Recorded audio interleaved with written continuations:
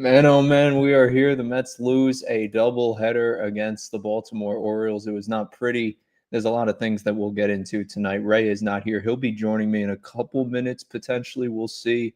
It's currently day to day with Ray right now. But hey, a couple things going on with the Mets. Game one, we'll get to. We'll get to the game notes. We'll get to some of this post game stuff as it rolls in.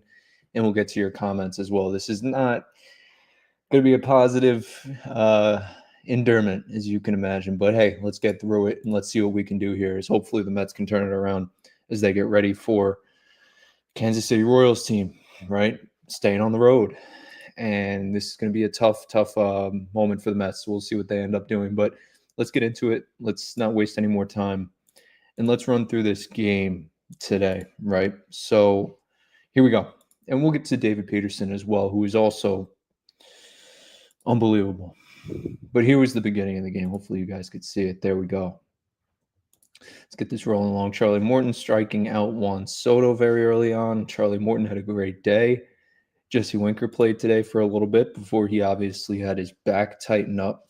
So he flied out there. That might have been when he honestly pulled out his back, if we're being honest. But who knows? Charlie Morton continued to roll along. Everything obviously provided here by MLB. So thank you. David Peterson, we'll get to him in just 1 second, as you can imagine. But Pete, little shades of Ike Davis. And Brett Beatty almost had a similar play. We'll get to Brett Beatty too with third base, not good. And Mauricio was solid game one. So we'll get to that. We'll get to everything. Just want to let all this play out, make sure everybody's familiar what happened today, etc.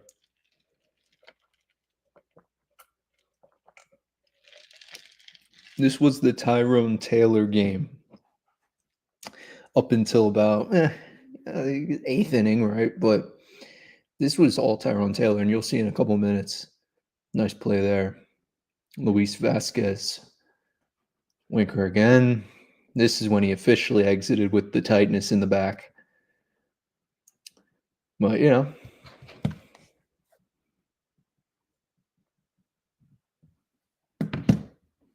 It's like, all right, Wink. It's going to be awful. I mean, it's losing a guy like that. It's tough. That's tough.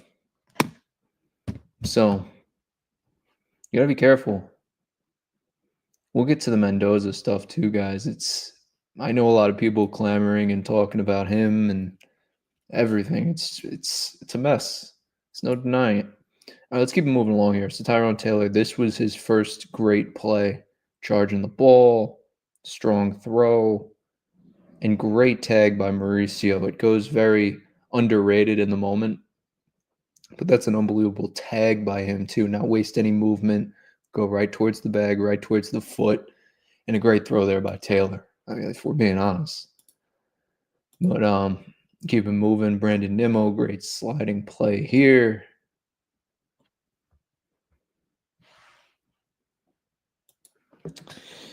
And then this was the other moment for Tyrone.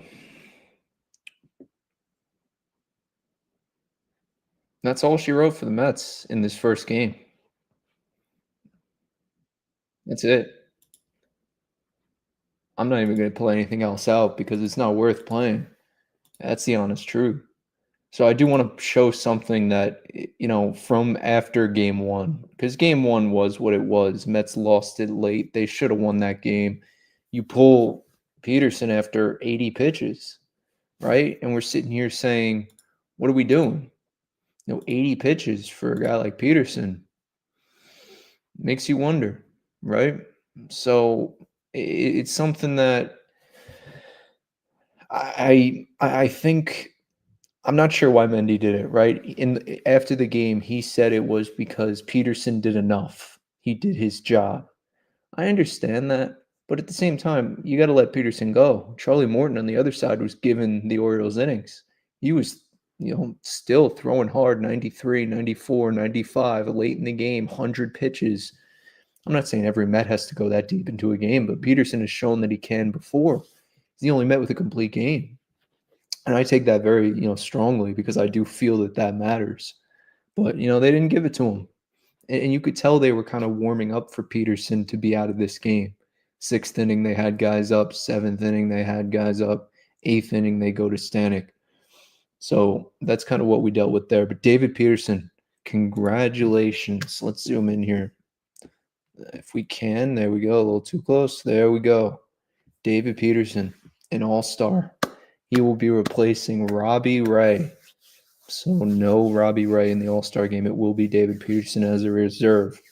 So that was early on in the second game. We heard that news. That's good. You never wish for injuries, obviously, but it opens up this for him. So let's take a look at these stats. I know a lot of people saying it's undeserving. You could say that. Sure, everybody gets snubbed, right? There's always someone complaining. Can't please everybody. But it's solid. 3 ERA, 18 games started, 100 innings, 93 strikeouts, whip 1.24. Okay. Let's look at David's last 7 games. 3.57, last 15, last 30. He's been consistent. So, I really think you're rewarding a guy like this. And look at David Peterson's career, right? Comes in 3-4, bounces around 5-3, hip surgery 5-2, 3. He's proven, hey, I can give you 100 innings, 100, 100, 100. It's consistent. Now, it's not 200. It's not 300, right? Because if I showed you another, and this is a really bad example by me, and I'm just having fun here tonight, right? We're doing what we can. This is a little different, right? This is what good old Randy, right? I don't know why this jumps around so much. I'm just going to zoom out. You guys I trust that we all can comprehend. It's a lot different, right? Gives you an appreciation for a different time. But David Peterson, hey, let's go back to him. So that's what we're dealing with. I understand that there's other pitchers that can get in before him, but shout out to him that he was chosen, and I think he is deserving at the end of the day. So again, just wanted to give that quick little shout out. This was game 2. Not much better for the Mets, but just so we're all caught up. Juan Soto begins the game. The Mets have a 1-0 lead. They had runners on third and second to begin the game. The first game, they didn't do anything. Second game, they did. Nimmo gets on. He steals, gets to second, Lindor grounds out, moves him over. And then just like that, Soto drives him in. Pete sack fly again here too. Love it. That first inning was perfect for the Mets. You scored 2 runs. And a great attempt in there in right field, but just too little too late. And again, Mets up 2-0. You're thinking everything's good. You're thinking, all right, let's put it together. Let's hold this lead. It obviously doesn't happen, right? So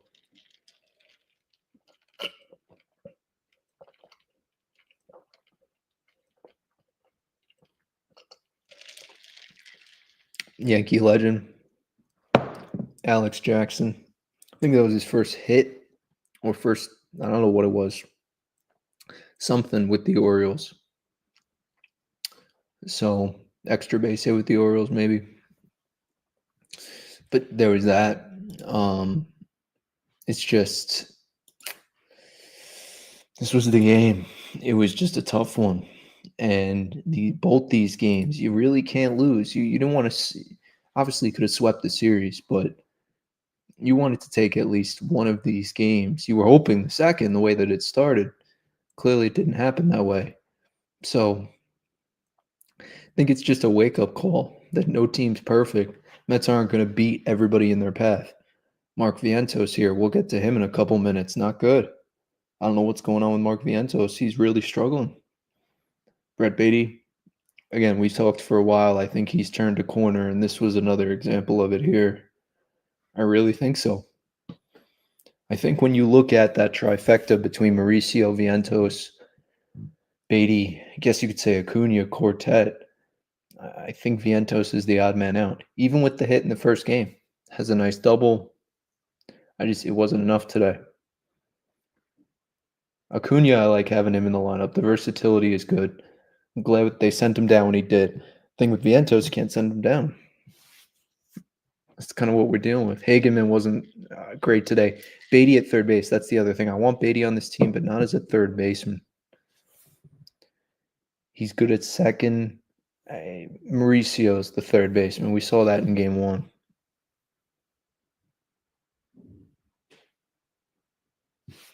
That's a good play there, too, by Lindor. Can't hate it.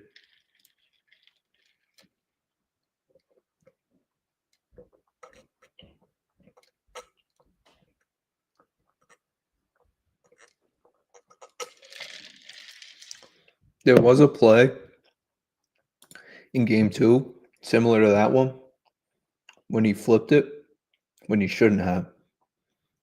So I'm sure you guys caught up on that, but that was just, Lindor kind of saying, all right, that's me, but mental mistake costing the Mets.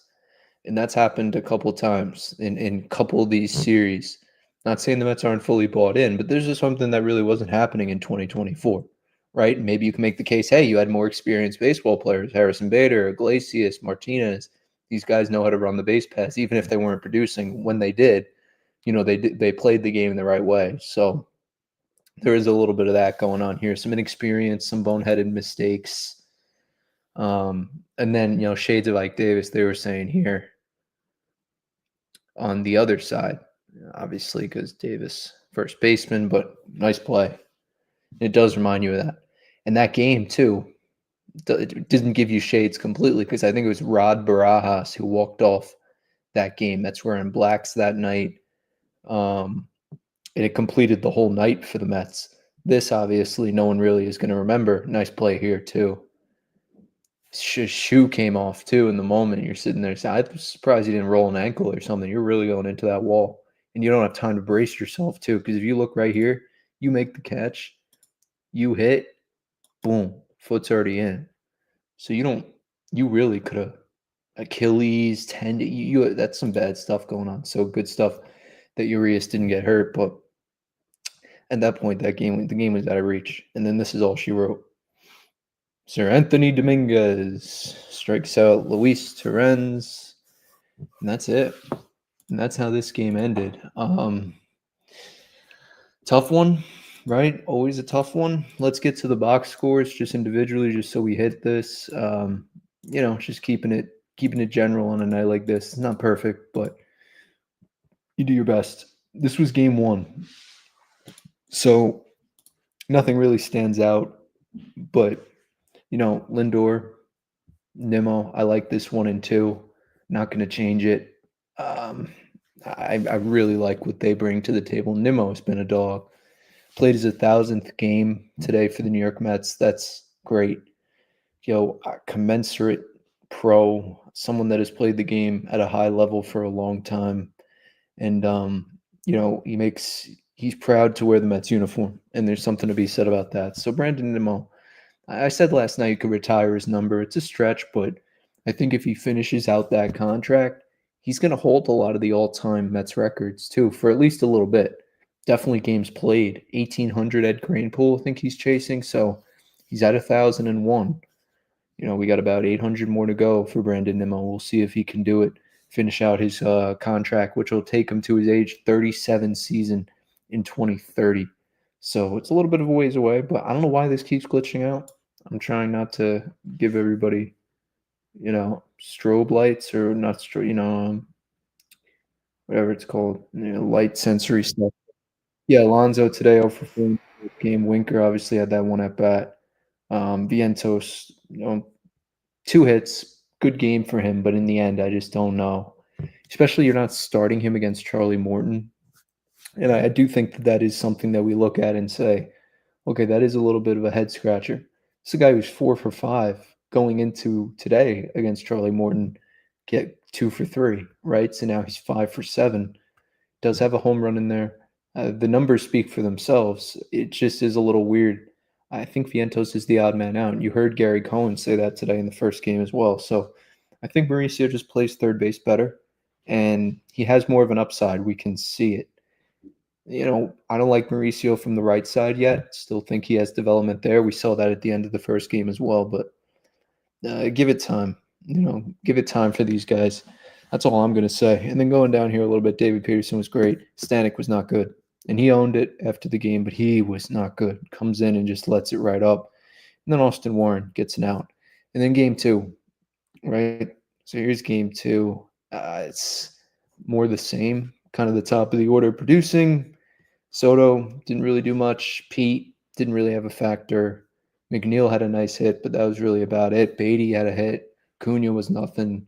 Sanger, nothing today from him. And then Terrence, the final out of the game. So pitching, more the same, just kind of a throw it together, glue guy kind of game. And, Waddell and Hageman, that was it. And, love Lady Garcia. I like what he's brought to the table, but it's so difficult. It really is because, I would love to just say, oh, you throw out these two guys and that's it. The Mets can go what they used to go to. If you really think about it too, they were talking about it on the broadcast today. Game 6, NLCS 86 playing Houston. And, you had Jesse Orozco and Kevin McDowell finish out a game. Excuse me, I'm sneezing. Excuse me. But think about that, right? You had two guys pitch a game and win you a big game. Keith Hernandez still talks about it to this day. I mean, if the Mets had it their way, Waddell would pitch 4 innings or 5 innings. Hageman would pitch 4 innings or 5 innings. I know that's not the world we live in, not even close. But that's kind of the way it was. You had two pitchers, an opener and a closer in a way, or whatever you wanted to call it. But yeah, so that's kind of what we're dealing with right now for the Mets. Difficult game, very difficult. Just one of those games that you wish you could have back. You really do. And David Peterson, shout out to him. He's an all-star. He's deserving of it. But Stanek, I wanted to quickly, too, how he blew that first game, and then we'll get to the comments. This is Stanek's splits tool, right? This is some nerdy stuff here, but you look at his high leverage. That's all I did. Because I was asked in a space today, oh, Dan, how is Stanek in one-run games? This is the numbers, right? He has a 10 ERA in high leverage situations. Opponents are hitting a 304, right? Weighted on base average of 364. So Stanek has not been good in these situations, and I don't really know the reason why. I thought he was somebody I was saying in the offseason, go get. I was saying it a lot because I felt, hey, Stanek could be a high leverage guy for the Mets. You could put him in the 8th inning, 9th inning. He can get you a save if you need it. That has not been the case. So the London Bridge is falling down. That is the bridge to Edwin Diaz right now. And Stanek was a part of it. You can't sit here and deny that. It was him, Reed Garrett at one point. We were really throwing every name into the ringer. Jose Budo, Denel Nunez. It's tough. You need relievers at the deadline if you're the Mets. Go and get a Johan Duran. Go and get a Emmanuel Clase. Go and get a Ryan Helsley. Simple as that. I think that can be the answer to the Mets' problems. But let's get to some of these comments, guys. I know there's a lot of them, and I do want to get to them before we wrap up. Not going to be here too long. I can guarantee you that. Let me just take a drink real quick. Read through some of these. Mendoza's horrible.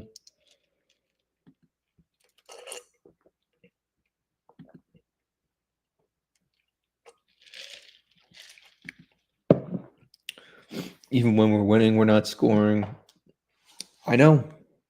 And that's the issue, right? You're not scoring runs. And the Mets have to be a good team to score runs, right? The Mets, in order to unlock their best self, they have to score runs. That's evident. This team needs to put up offense, and they haven't. And I don't think it's a hitting coach problem. This is what we always get asked and want to know. Is it a philosophy? I don't think it is. I think that the hitters are too good on this Mets team for us to sit here and say that it's a hitting coach problem. Because I think it's, at the end of the day, they trust the hitting coaches. You see Pete Alonso talking to Eric Chavez. I know it's a 2-second clip in an SNY game, but yeah, I think that stuff definitely matters when you think about the grand scheme of everything that's going on. I think it really does matter. So, I think I got unplugged for a second. Excuse me. Yeah, I don't know what happened. But yeah, I really think you're looking at, we talk about the Fab Four and all this stuff. I'm not so sure, you know, other teams get scared by that, but hey, you know, puts fear in you. If you're a Mets fan, you believe in the Fab Four. You believe in Francisco Lindor. Where is my camera?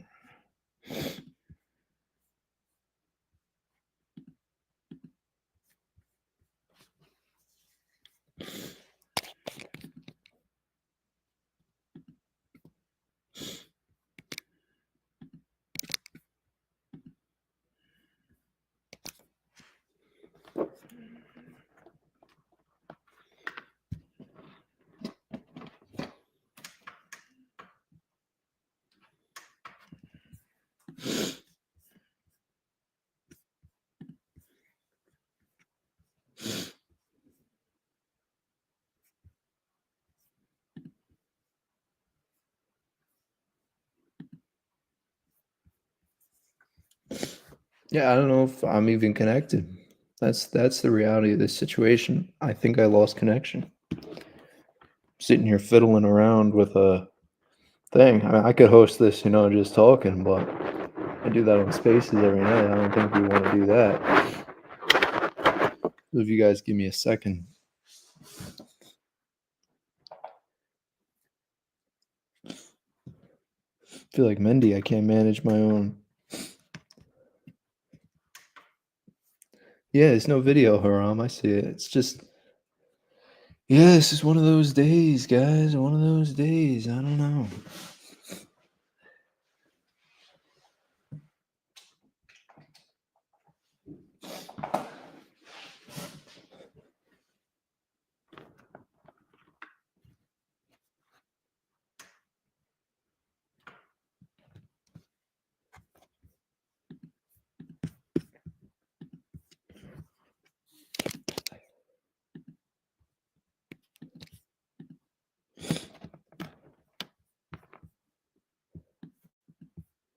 All right.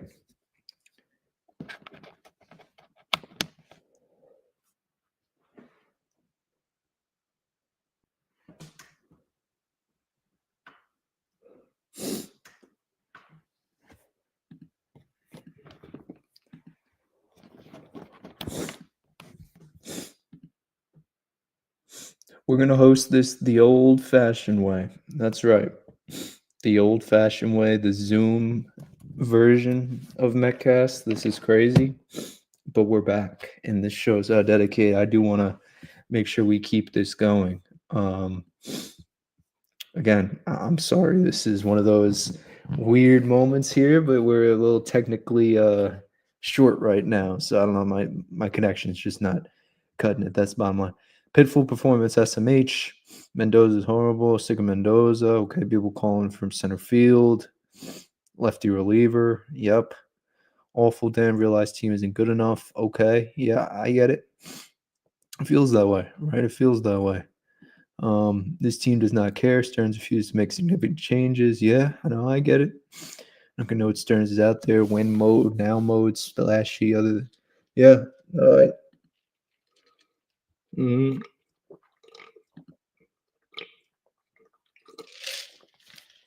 I bleed blue. Yep. That's it. You got to bleed blue, guys. You got to. Because what do you have if you don't? It's the bottom line. Sorry, but if you think stop scoring runs, yeah, you got to score runs. Got to score runs. It's becoming a theme with this team. Yep. It is. It is. Not Stanek. Yeah. Stayed home most of the day. Yeah, I hear you. I hear you. Rom is wonderful market. Yeah, Gilbert. Yeah, well, minor league guys. That's something to definitely think about right now. Definitely something to think about. Stern spends money on hitters. Yep, lightning in a bottle. Yeah, no, I hear you. You guys know it. I hear you. This is like a therapy kind of moment. We're all going through it. Really, nobody's trusted except Diaz. Where's Rayleigh? Yeah, Really right now, no one's trusted except I get it. Chapman, yeah, I know. Really don't care. People in judgmental give up 5 to run. Yeah, no, I know. Stearns better make moves. Yeah, the moves are coming. Moves are coming. And we've been thinking that. We've been believing that.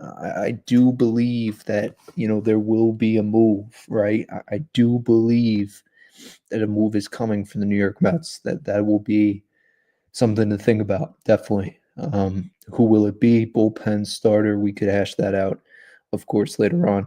How about Sparta McLean? Yeah, call these guys up. That's bottom line. Call these guys up.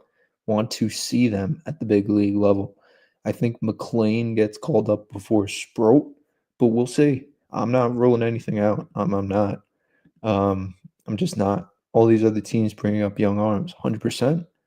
And that's the thing, right? You see this around the league, and I think it's something that the Mets have to follow up on, right? We did a little bit with Acuna. You called him up last year. It was a big moment.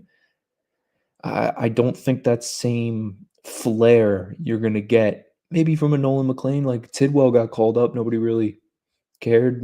Jonathan Pintaro. We could go down the list. I think you got to do it quietly. And I would have said do it against the Royals, do it against the Orioles, start Brandon Sproat. It's the worst that can happen. So, I get it. Stearns needs to wake up, need a proven starter, bullpen, proven pitcher. Kiddo's 2025 wasted season. I get it. LFGM, appreciate it. Really do, guys, really do. Doomed year. I'm not going there yet. And I don't think we should. I think it's still too early to be sitting here and saying, "Oh, the season's over" and stuff. And you can say that in August. You can say that, September, of course, but not now. It's still a little early for my liking. Why do you guys take Cavs 15 people in here and what do you, yeah, I know.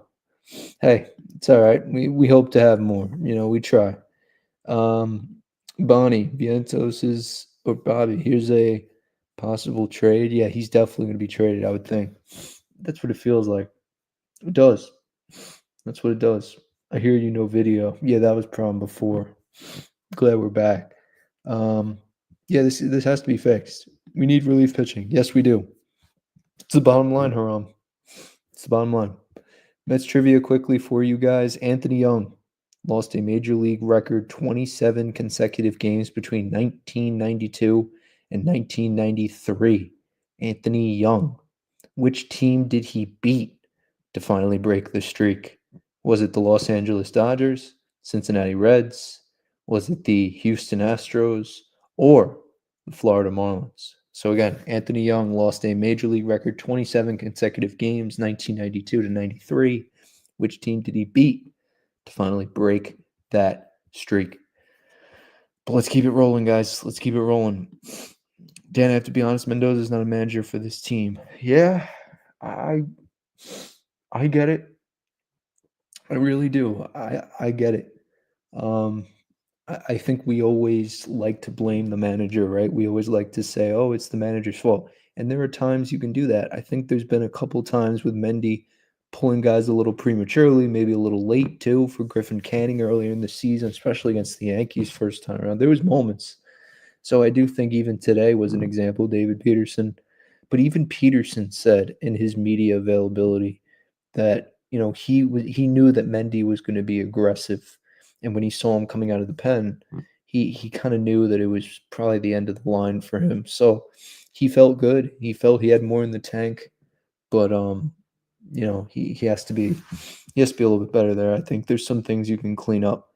Definitely. Reds, no, it's not the Reds, Jimmy. But Haram does get the answer. Yes, Anthony K beat his 27 consecutive game losing streak against the LA Dodgers. So that's some really, I guess you could say, nerdy stuff. I mean, not LA. No, I guessed LA. It's Florida Marlins. But it's more nerdy than anything else. But listen, guys, I do think we overrate a lot of these decisions, right? We think that they really are going to have that big of an impact. Sometimes they don't. Sometimes that's not the case. So very often than not, we think so, has had way too many managerial mistakes this year. I get it, KG. I do. I get it. It's okay, Haram. Yeah, I know. It was a tough one anyway. But yeah, that's the thing. A lot of decisions you can look at, a lot of decisions, and I understand. I just think you're always going to get that. It's more of a New York thing where we look at it and analyze it so, with a microscope. Some of that, maybe you don't get that in what city could we mention here? Oakland, right back then. Or you could even say Texas not getting as much love, or Miami, right? So you guys get the point. I don't, it does get to that point. That's making you sick. Yeah, making me sick. Sick of watching them. Tell you that. But no, love this team. Never going to trade it for the world. You guys know that. And at the end of the day, the Mets have 4 All-Stars. Not bad. I Peterson you can make okay, maybe not. I do think when you look at a Francisco Lindor, a Pete Alonso, what they're able to do, that's special. Edwin Diaz, what he's able to do, that's special. And I don't want to take it away from Edwin Diaz. He's earned it. David Peterson has earned it. You could say it's bias. You could say, he's not a type of guy. He got snubbed. I don't care about the All-Star game either. KG used to love it in basketball. Don't really care for it in baseball. I think baseball does it the best out of any sport, but I don't think we're at the point where we're looking at the All-Star game and saying, "Oh, I'm excited," like we used to be, right? But back then, when it was just the American League playing the National League, it was a little different. So yeah, it's not the goal. That's not the goal to play All-Star games. Certainly not. But it's something you do want to hang on in your tool chest. But I hear you. Been a Polo Grounds. Jeez, haram. Wow. God bless. Every team has an all-star, which I don't like. I don't like that, KG. I don't. And I don't think, we should be having representatives from every team. I think it's unnecessary. I don't think every team should be playing every team either. I don't think interleague play should be a thing. Oh, Dan, you're crazy. Well, I don't know.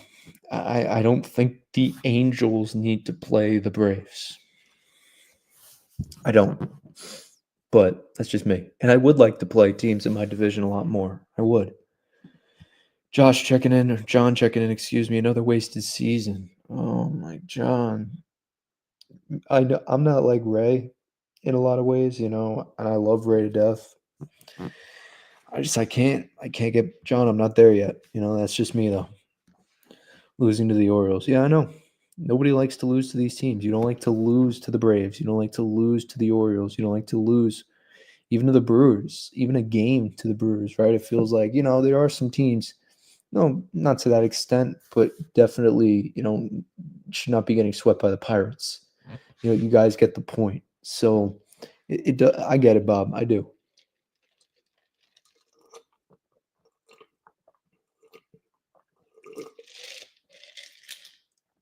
What's going to happen when the Braves, Phillies get hot? Don't forget about the Marlins. Marlins are an interesting one. I don't think they're going to be a playoff team, but they're playing hot. I mean, I get what you're saying. Like, it could be that point. It could be. Sometimes the moment too big for Brazaban. Yeah, I think that's true with a lot of these pitchers. Moment seems too big sometimes. It's unfortunate. At this moment, one wonders compromising pitchers is Chavez and Stearns. Um, yeah, fire Chavez. Look at that, my co-host. Yo. He's here. Yo. Yes, he's here. Let's go. Oh, take that shit off. I am so embarrassed right now, Dan. Yep. No, I know. I'm sitting at dinner, eating my chicken parmesan. Can't even enjoy it. This team is such an embarrassment right now, to an extent where it's like, I look at guys like David Stearns and you start to lose trust. You just do. I'm watching. I'm going to pull it up really quick. I just seen Joe DeMayo tweet out something. And of course, I have to be my sarcastic self over on X. Joe DeMayo, right-hander Brandon Sproat had his longest start of the season tonight in AAA. Ready for this? But let's not bring him up, right? 7 innings, 3 hits, 0 runs, 11 swings and misses, and 4 Ks. Why are we going to this crap? It's actually at a point where it's terribly infuriating. Nolan McLean, 20 strikeouts over his last 2 starts in AAA. And everyone can say, well, it's AAA. I don't want to hear that. You guys have Warren up here. You have all these guys. All we heard about all offseason was, wow, look at the New York Mets. They have 8 or 9 guys that could start in a major league rotation. Yeah, maybe on the Pittsburgh Pirates. I'm so tired of hearing the rotation. Just because you've pitched in the majors doesn't make you a depth piece. Right now, would you consider Paul Blackburn a depth rotation piece? No, he stinks. And we could get on the pitching all we want, which I get on with that too. But there needs to be a shift mentally when it comes to this team. I don't know if there's a coaching change that needs to be made. I'm not being paid to make those decisions, but the mental acuity of this team is weak.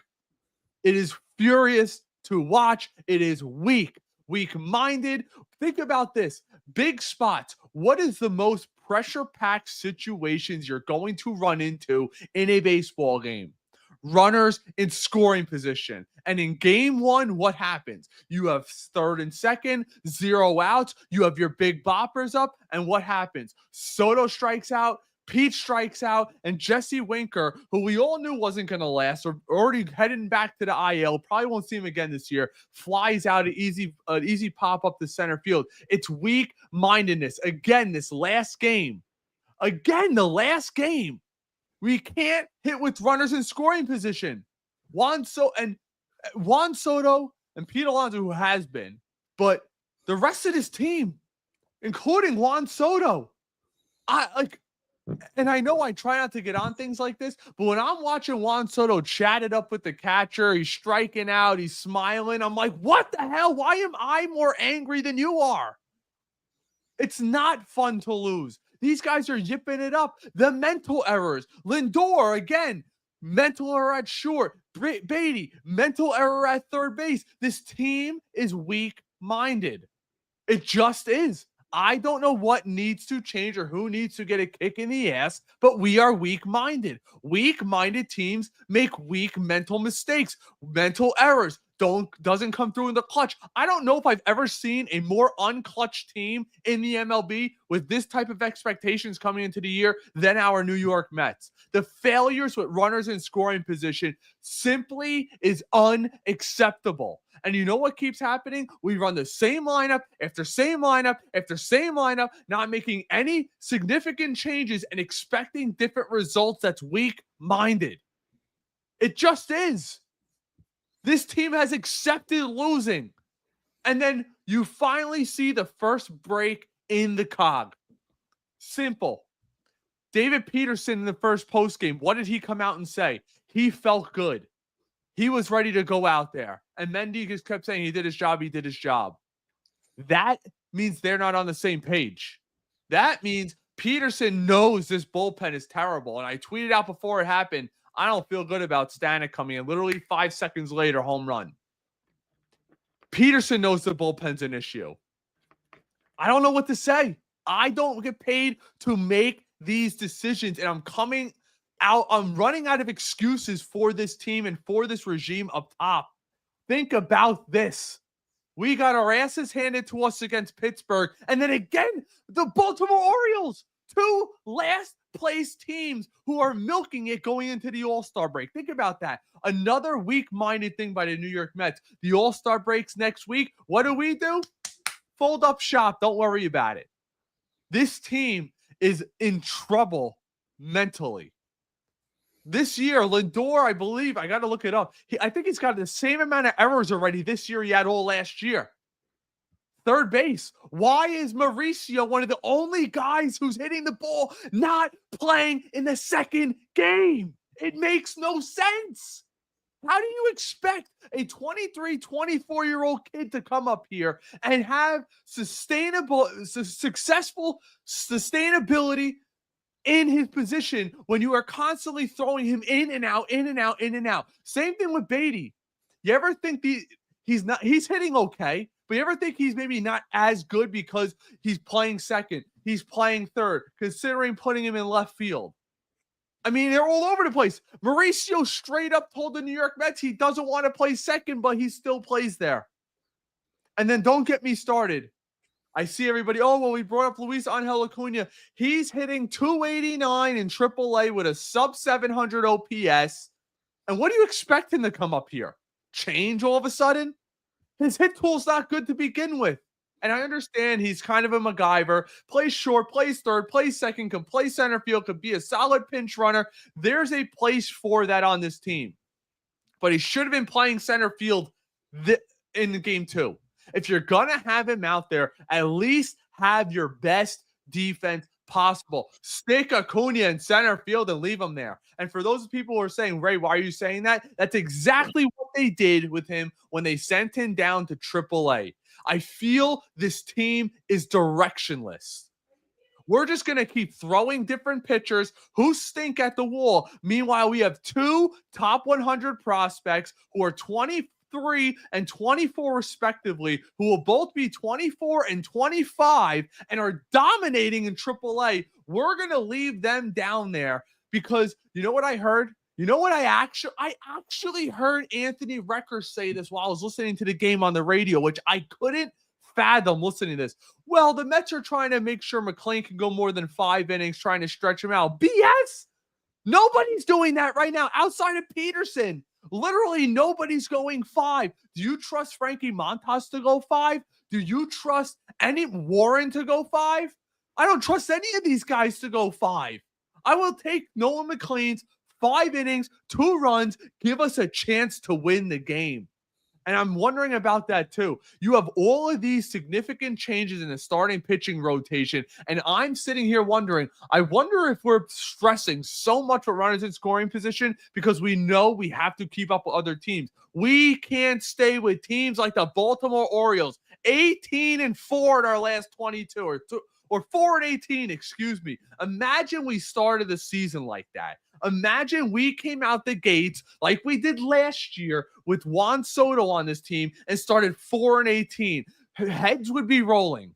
But it's easy when you build that initial cushion, beating up on the Rockies, beating up on the White Sox, beating up on the Nationals, beating up on the Marlins. It's easy to see that in the past and not see it for what it is. But now we are being beat by teams that we are worse than. We play down to our competition way too much. Why do we get up for the Milwaukee Brewers? Why do we get up for the New York Yankees? And why can't we beat the damn Pittsburgh Pirates or the Baltimore Orioles, who threw 2 pitchers that have almost 7 ERAs at us, including 41-year-old Charlie Morton, who has a 5.5 ERA, looks like Pedro Martinez in his prime against us. It is something weak-minded. Something needs to change with this team. I don't know what it is. Again, I'm not being paid, and I know this is a long vent, but I'm getting sick of trying to have to make excuses for such piss-poor play, piss-poor management, lack of urgency, and a directionless club that we have right now.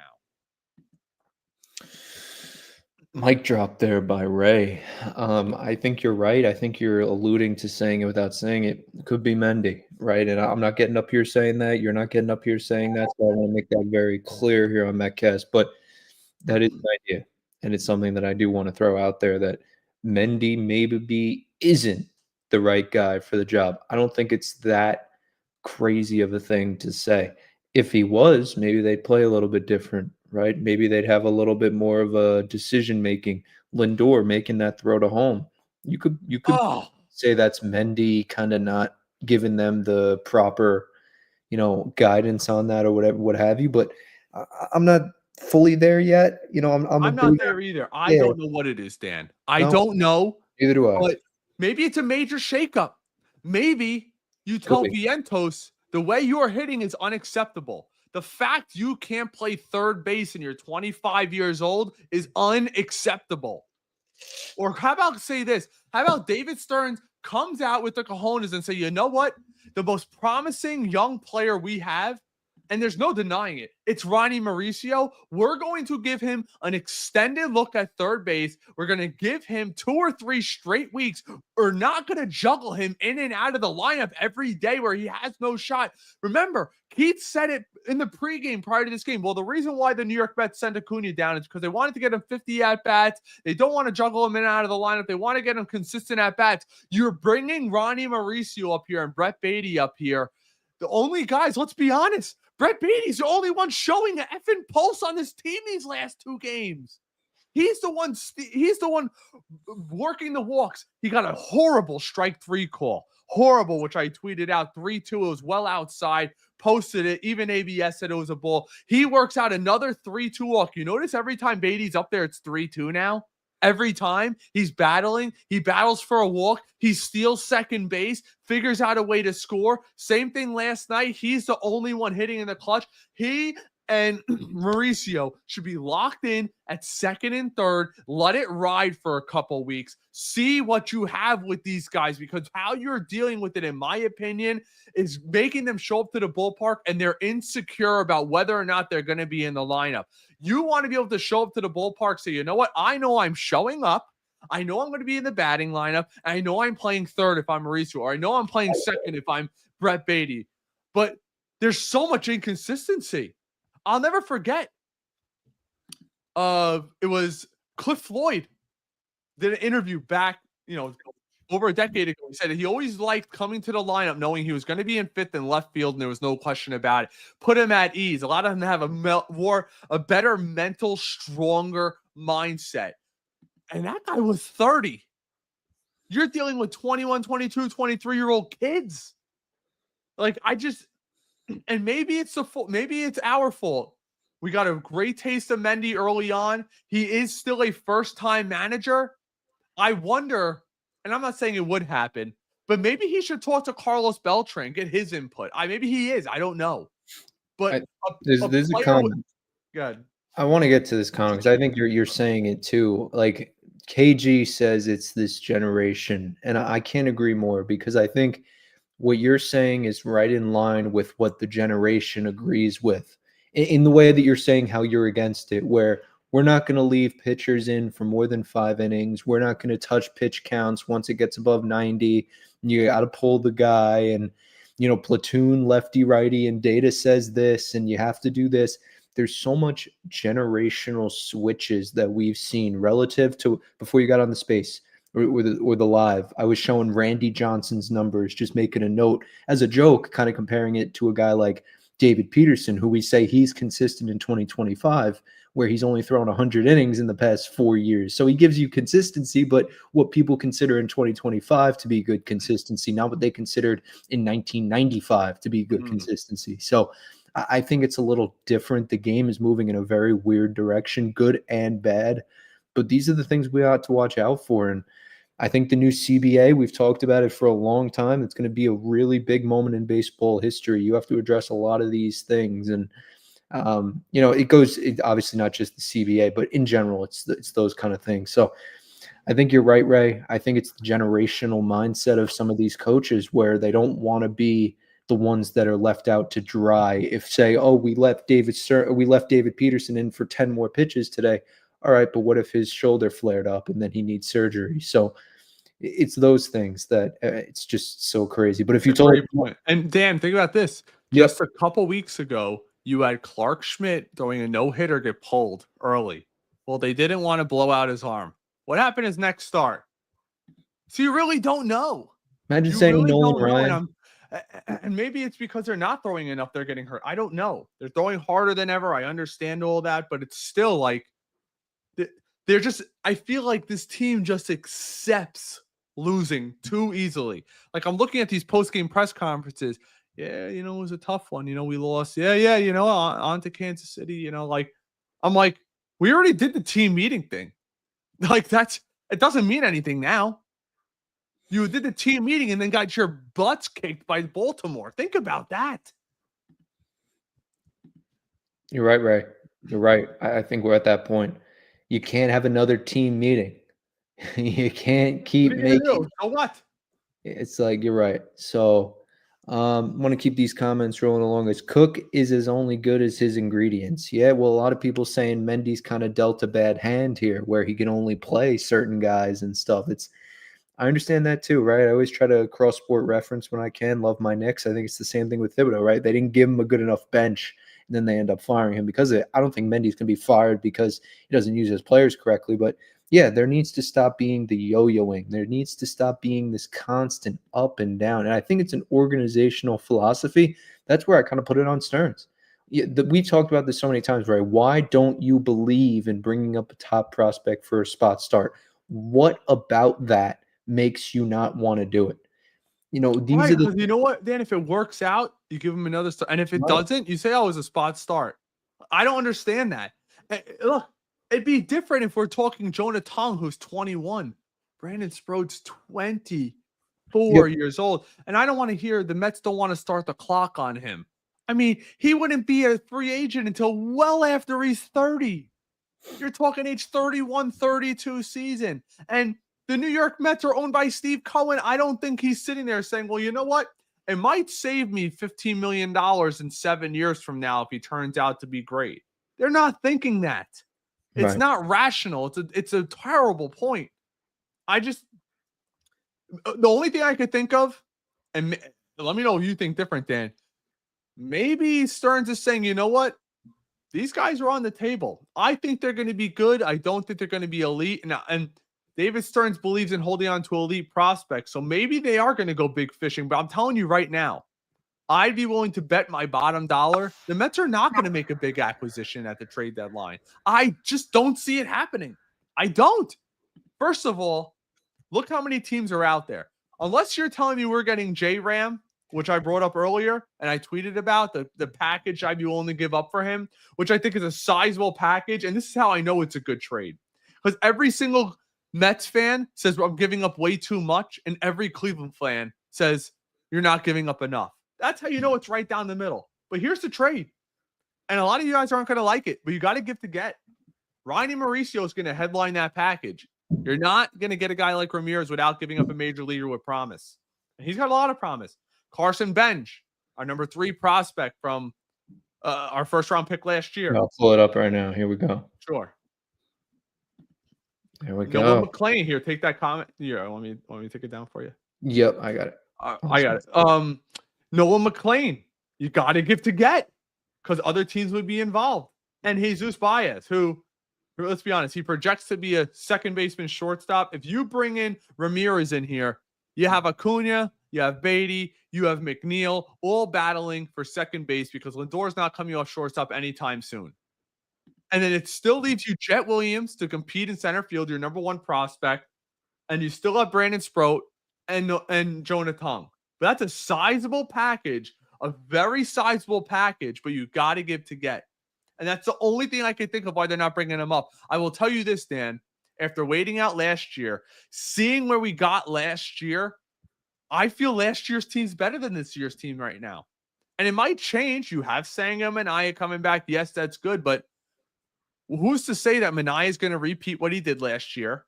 We don't know. He's never been that in his career. At age 33, all of a sudden he turns into a really good pitcher. Yeah. And Senga is never healthy. What are the odds he's going to now pitch for 2.5 straight months? Probably slim to none. Probably, if we're being honest with ourselves and we're calling a spade here, probably slim to none. Right. So that's why that's the big fish. You want to have the best 1 through 5 in baseball? J-Ram is hitting 307 with an 850, over 850 OPS. His OPS plus is like 153. It's insane. And another thing too, and we never do it. I'm going to pull it up really quick. That way I have my stats in front of me before I say something. Here we go. Let's see. We always say the Mets go as who? Francisco Lindor, right? He's been okay the month of July. It's still a short month. But the reason why we suck so much in June, he had 204 with a 628 OPS. Lindor's doing this now. Last year, he had a terrible start. We all know the April he had, and then coasted throughout the season. Very solid. It's almost reversed this year. He had a great start, and he's kind of come down a little bit since then. But I'm doing it, man. I'm doing that trade. That's the kind of J-Ram's the kind of guy, and I understand he's Cleveland's franchise player. It might cost you more than that. I am doing it. I'm tired of the prospect hugging. I want to win a World Series. Juan Soto is a win now move. If you had a 1 through 5 of Brandon Nimmo, followed by J-Ram, followed by Lindor, then Soto, then Alonso, and then behind him you have McNeil hitting 6th. It's a hell of a lineup right there, 1 through 6. Then you could live with Luis Torrens, who's hitting like a $180 the last month. Yeah. It's a good thought. It's a really good thought. I think I'm right there with you on that. I think you do need a big bat. I was saying Bregman got left out of the room. You said J-Ram. Not saying you got left out of the room, but you understand kind of the negative energy that comes with social media. We definitely get that here at Metcast, but that's kind of what you have to do. And I think X is a very powerful app, and you can start narratives, not for your own agenda, just to literally start a narrative for the Mets to go and improve their team, right? We're not sitting here saying, oh, let's bring in J-Ram because we want the Mets to secretly, spend money that they shouldn't spend. No, we want to win a World Series. So I get it, right? 100%. And I think we're at that point where, you go and get a Soto, the clock's ticking. Nimmo's not getting any younger. Lindor's not getting any younger. So these are all decisions. And especially with Cohen laying out the groundwork that he did this past week, the Fab Four, putting a name to what we've all kind of said, oh, who's the core of the New York Mets? We've always scratched our head and wondered that. Now we know. And now we know who the organization feels that they want to keep for the long term. Yep. So you have 3 out of those 4 guys locked up. We'll see what happens with Pete this offseason. But, yeah, it's moving in the right direction for the Mets. And the reason why I say Bregman's not realistic, guess who's tied for the last wild card spot? The Red Sox, right? Yeah, the Guardians way out of it. I would give up the whole farm for J-Ram. The Guardians are 4.5 out, but they have 1, 2, 3, 4. They have 5 teams ahead of them. 1, 2, 3, 4, 5 teams. Yeah. They're 3-7 in their last 10. And that's with having a 3-game winning streak. I mean, I'm looking at this right now. If we're being honest, you have 1, 2, 3, 4. Well, I like to, my line is usually 5. At least you have to be over 5. So 5.5 or worse to be trading away significant players. That's Baltimore, the Athletics, the White Sox. So 1, 2, 3. And then in the National League, let's see, you have the wild card standings right here. You have 1, 2, 3, 4, 5. So you arguably have 8 teams that could trade. And I brought it up, and I know a lot of people are going to say, well, he has a bad personal history. I was saying more of a player like him, but I said Marcell Ozuna. I want to get a full-time DH in here. All the best teams have full-time DHs. They just do. We were good last year with JD Martinez. Starling Marte, old and hurt. Jesse Winker, always hurt. It just is what it is. That's why we're naming all the stuff we need, Dan. It's like we need a half a new team. Yeah, I know. They do. Stearns needs to be busy at the trade deadline, Stanley says. Absolutely, Stanley. He does. And WFAN had the conversation today, I believe, on BT and Sal, talking about Cashman versus Stearns, who needs to be more aggressive at the deadline. I think it's Stearns. I know that the Yankees, yes, it's crazy. You think, oh, they just made it to the World Series. They go and get a marginal move or two. You could say injuries crippled them. They need to be a little bit more aggressive than they normally would, but they were aggressive in the offseason. The Mets, yeah, you got Soto, absolutely, but, they had an all-around good offseason, but they weren't aggressive. They didn't go out and get Garrett Crochet on top of Juan Soto. So now you're kind of looking at it and saying, all right, we missed and you brought this up before today, earlier in the day. The Mets missed last year at the deadline. They kind of didn't really do anything at all in terms of significance. So now you're going to say, all right, 2025, we were kind of told, we're going to go at this deadline. And I expect the Mets to spend. I expect them to make some trades. I would have thought they would have done it already. Who's going to be the first team in baseball that breaks the dam of the trade deadline? Yep. I would hope it's the Mets, but you never know. We got we could talk about a player or two that has been mentioned in rumors with the Mets, but you want to get to that really quick? Yeah, we got a nice super chat here from BJ the Kid. Thank you. Appreciate you, BJ. Sup, fellas, just tuning in. I'm a huge Stern stan, but he has to answer for this SHIT. Showing pitchers who are pro level game after game is a joke. Yeah. 110%. That's why I'm like that, and that's what brings me to the person that I want to talk about. Let me see if I don't know if I'm able to. Oh yeah, I can. Okay. See, Dan, I always told you, even if you're in the number 2 chair or 1 chair, whatever, you can still pull it up. So let's bring up one player that's been mentioned, rumored with the New York Mets. Here we go. Edward Cabrera. It's all over the place. BG, this is your guy right here. Supposedly he's available. 3.3 ERA. So you're looking at 78 and a third, 80 strikeouts, 1-2-3 whip. Very good. On the Marlins, supposedly he is readily available, Dan. I know they're going to make Alcantara. We always hear like, oh, they're only going to get rid of Alcantara if they get a big haul for him. No, the Marlins are leaking money. They want to trade that $20 million off the books. I'd be all over that. And those are the types of moves. Cabrera.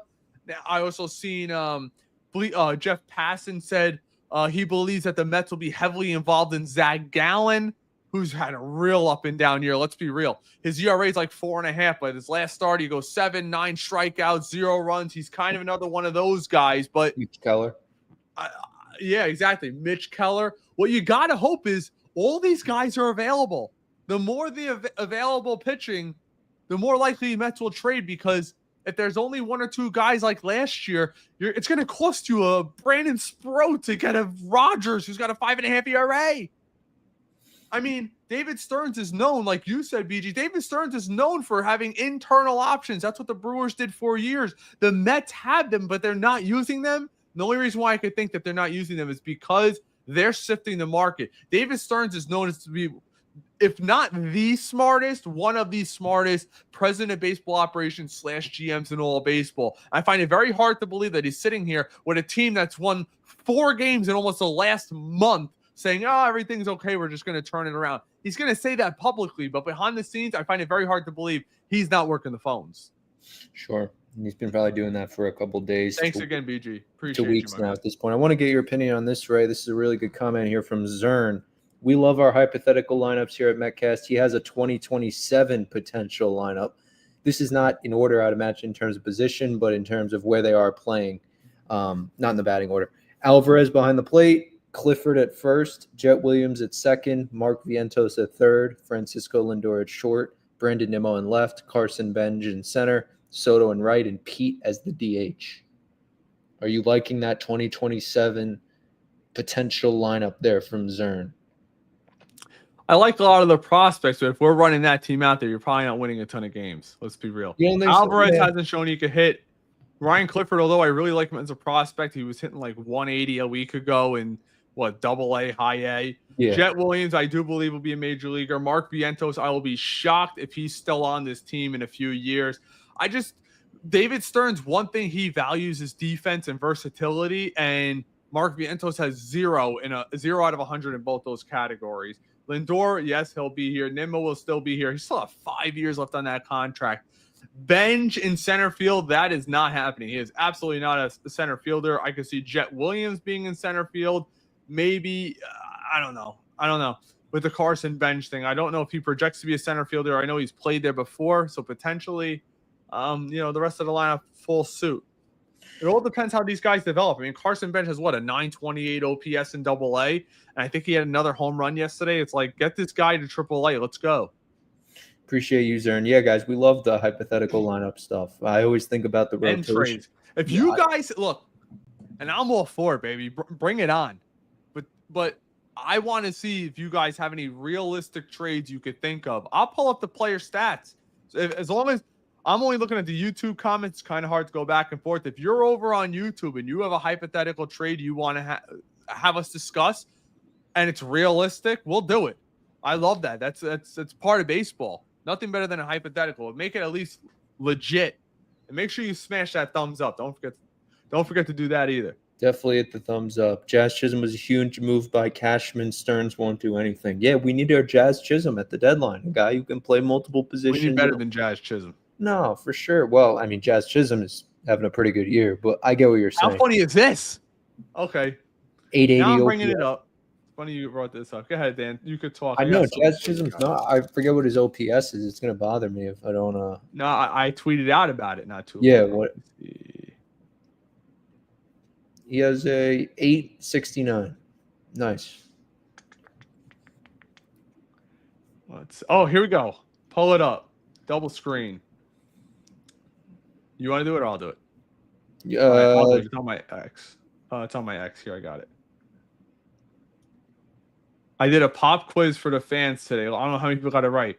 One of these guys is an all-star and the other is not. Take a guess.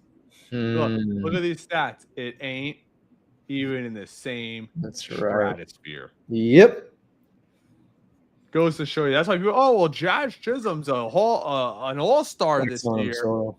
Give me a break. Yep. Every stat line. It's funny that that got brought up. Yep. It's crazy. It really shows that Soto got snubbed. Yep. Bob, you never forget you guys over on Facebook, bro. Never. If you guys are on Facebook, you could feel free to comment too. And if you guys want to support the channel, consider subscribing on Facebook or becoming a member over on YouTube. That's the best way to support the channel. Believe it or not, guests do not come free. Very rare. Very rare. And that's how we support our channel. That's how we get a lot of our guests to help you guys. I'm in the talks of talking with a couple of people involved covering the Mets. Some of the beat writers we've had on before, the Mike Pumas, the Will Salmons, John. Love having John's one of my favorite guests. Old school type of guy. Love having him on, but a lot goes into that kind of stuff. So appreciate you guys. Potentially a Mets prospect might be joining the program too down the line. So yes, I have not heard back, but we did get a follow from one of the Mets' top prospects today over on X. So we'll see. Yep. What about trading for Jacob deGrom? Could it actually happen? No, probably not. No, probably not. I think we've talked about that enough. It just doesn't feel likely. I'd be in on Joe Ryan and Byron Buxton trade. Tons of upside paired with a screw Byron Buxton. He's hurt. Hitting the hand. He got scratched A, but he might be going to the IL. That guy's always hurt. Joe Ryan's interesting though. I would consider Joe Ryan, but let's pull him up. Joe Ryan. Let's see what Joe Ryan's doing. Joe Ryan over on Tampa Bay. Tampa Bay guys, he ain't trading. He's on They're the not Twins. trading. Twins, Joe Ryan. He literally just acquired an arm today. They acquired the Orioles' best relief pitcher. It ain't happening. It's just not. We'll see. I like Edward Cabrera. It makes a lot of sense. It feels right. It's not as much of a risk as Sandy. You'd have to give up the whole farm for it. But, yeah, and Miami has shown with Luzardo and trading them to Philly, they'll trade to the Mets if it's right. So a couple more comments here. We'll wrap it up soon. Is Cleveland considering trading Ramirez? I don't think so. I haven't heard anything. I know that he unfollowed Cleveland on Instagram and social medias of that nature in the offseason, but that could be anything. That could be just negotiating tactics and stuff where you're not really allowed to follow anybody in those moments. But every team's different. Every negotiation's different. So I'm not so sure. But you could say that there's some smoke to that, and he just wants to get out, especially trading Naylor and trading guys of that nature. So Ahmed Rosario, Jimenez, they had a nice core in place, and then they kind of throw it away. So if you're Ramirez, you're sitting there saying, I still want to win a ring. As loyal as I am to a team, look at Dame Lillard, right? Another cross sports reference, but he was going to retire a Portland Trailblazer, right? That's what we all thought. Yeah, no, money and other things got in the way, and he found his way to Milwaukee, and then, the rest is that after that. But I'd be another trade deadline target, Dan. Josh Naylor. Sure. No, definitely right. Definitely. 296, batting average, 822 OPS, 127 OPS plus. Even he's got 11 stolen bases, and he a chunky boy. But DeGrom didn't want to bowl. Another lefty. Sure. DeGrom didn't want to be here. Yeah, it's probably what we always hear that. What about trading for Mitch Keller, eating his contract, Jimmy says, then making a package deal for Arizona for Suarez and Gallen? Would be emptying the farm, but would be a contender move. I It just would don't be, know. but it's also a 1-year move. They're both free agents after this year. You'd have to give up a lot. That's the thing. Like, I feel like the 2026 MLB free agent class, while it's not going to be a star-studded, of course, you do have the Kyle Tuckers, you do have the Bo Bichetts, you do have the Kyle Schwarbers, Luis Arias, of course, Josh Naylor. But there's going to be options next year. Is this really great offseason? No. And that's the reality, because last year we were spoiled with a very unique, perfect storm type offseason. You are not going to see another major league player make $800 million in our lifetime. That is the reality I of don't know about lifetime. We'll see. I would be You're very talking, 50 years. The But average guy I might could be be. making You're 50 right. million. You know, yeah, the way money's moving, you're right, Ray. I take that back. But at the same time, for the foreseeable future, I Yeah. think Soto will remain king. And because of the new CBA, because of everything with these taxes, and just they're talking about a salary cap like hockey, and we've actually brought that up on this space before. We've talked about that. Will never happen. Right. I don't. What they'll do is, instead of having a cap, they'll do what the NBA does. It'll be, except the NBA's got a soft cap that goes crazy, but they're just going to keep increasing the fines. What they'll do is, all right, you want to over 300 million, you're taxed 150%. That's what they'll do. But you know what's wild to me? The owners are talking about a salary cap, but they've never had a floor. You have half of baseball outspent. The top 5 teams in baseball have 2 or 3 times the salaries that the bottom 5 teams combined do. Soto's making more than some teams. Yeah. Being a Mets fan is more stressful than a full-time job, Daniel Cap says. Yeah, I agree. El Jefe, friend of the space. We need a GM. Mike Rizzo of the Nationals is available. Maybe. I keep hearing that, Dan. Bring in My thing is Beltran. this. What are we doing? Mike Rizzo had all the power and control in Washington. Now you're going to tell him, and he's going to get a job somewhere. Someone's going to hire him because he did a great job with that Soto stuff, found a lot of guys. He's a winner. He's going to want to come to the New York Mets and sit under David Stern, who's going to watch everything he does, or is he going to want to go somewhere and have full power? He's the kind of guy I see going to the Angels and getting full power, having an ownership group that's willing to spend somewhat, allow him to draft. You could be there for forever. You know what I mean? Something like that. I don't see him coming to New York. I'd be very surprised. I would welcome it, of course. The guy's got a keen eye for talent. Absolutely. Do I see it happening? I'll give it a 2% chance. That's fair. Guys, I think that's all we have for you on Metcast tonight. This was another unbelievable live. Not a great day for the Mets. They dropped both games of the doubleheader, but we get ready for Kodai Senga tomorrow in Kansas City against the Kansas City Royals before we get ready for the All-Star break, which we'll be bringing you plenty of content from. But definitely for these next 3 days, we'll be on top of it and being here to provide you with the best Mets stuff ever. And here we go, Ray. Let's get excited for this series and hope that the Mets can get back on right track. Oh, right? my God. If they lose 2 out of 3 here, I'm going to lose my ish. It's the point we're at, guys. We appreciate everybody who listened and joined, subscribed. Smash that like button, subscribe if you're new here. Please do, everybody. And as always, let's go Mets. Let's go, guys. Peace, everybody.